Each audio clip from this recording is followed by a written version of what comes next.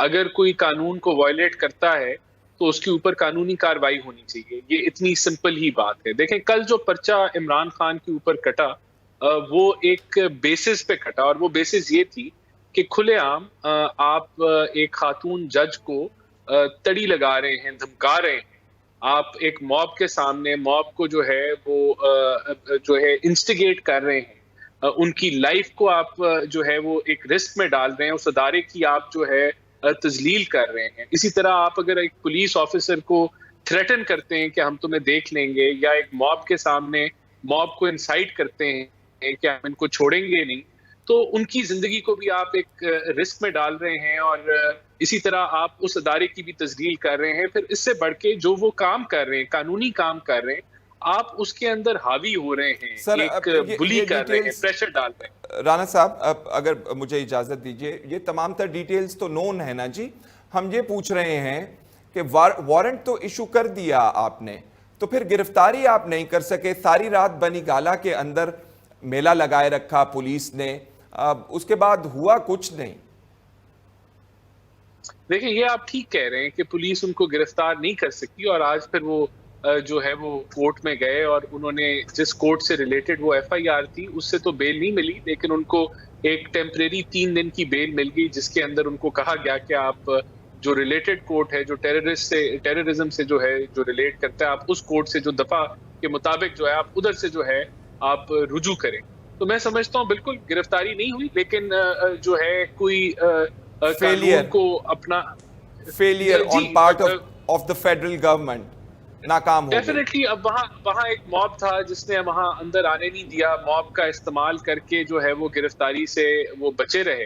तो ये मैं समझता हूँ कि ये जहाँ पुलिस का फेलियर था, वहाँ ये अवाम के को इस्तेमाल करना, या जो है कानून के सामने एक बुली की तौर पे आना, वहाँ इमरान खान का चेहरा भी जो है वो और वो एक्सपोज हुआ। अच्छा, हम तो कुछ नहीं कह रहे, ये तो शहबाज गिल पे जो शोर मचाया हुआ है वो तो इमरान खान ने मचाया हुआ है, और ड्रामेबाजी भी वो कर रहे हैं। कभी कहते हैं उनके ऊपर जिनसी तशद्दुद हुआ है, कभी वो कहते हैं कि उनके ऊपर टॉर्चर हुआ है, जबकि अब तो 4-5 मेडिकल रिपोर्ट्स कह रही है कि कोई उन पर टॉर्चर नहीं हुआ।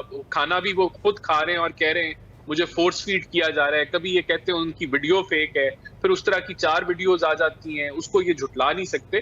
तो ड्रामा पीटीआई ने लगाया हुआ है, पीएमएलएन ने नहीं लगाया हुआ।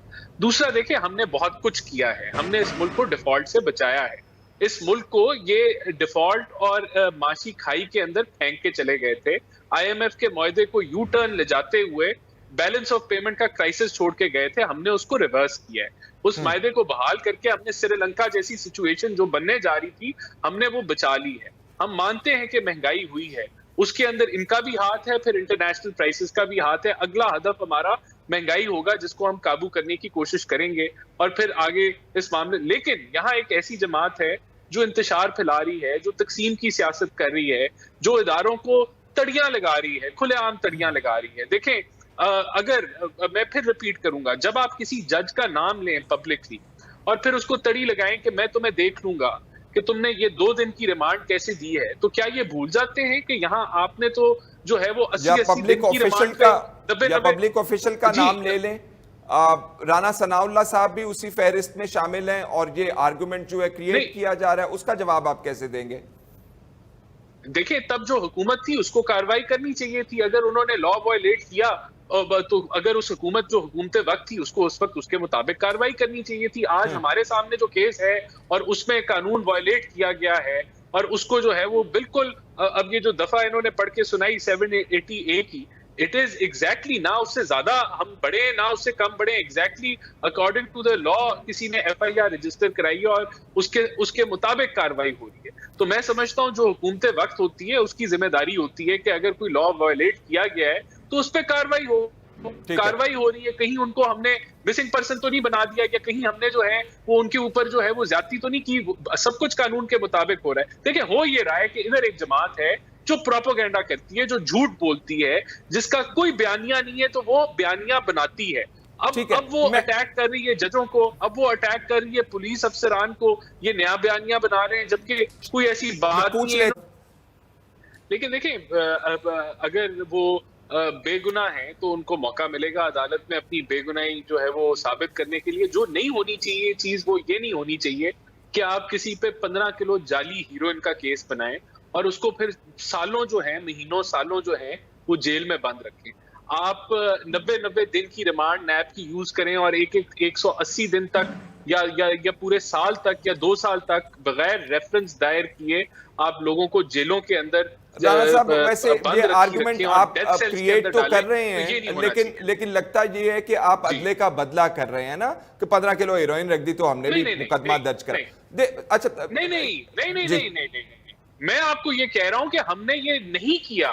हमने 15 किलो हीरोइन का केस नहीं बनाया, हमने 2-2 साल जेलों में नहीं डाला। कानून है। के मुताबिक चीजें हो रही हैं, एफआईआर कटी है, फॉरेन कोर्ट में पेश किया जा रहा है, रिमांड सिर्फ 2-2 दिन की मिल रही है। यहाँ तो 80-90 दिन की फिजिकल रिमांड मिल जाती थी, तो 1-1 साल की फिजिकल जावेद रिमांड लतीफ साहब, इन्वेस्टिगेशन नहीं होता राणा था। साहब, तो जावेद हमने लतीफ पॉलिटिकल विक्टिमाइजेशन नहीं की।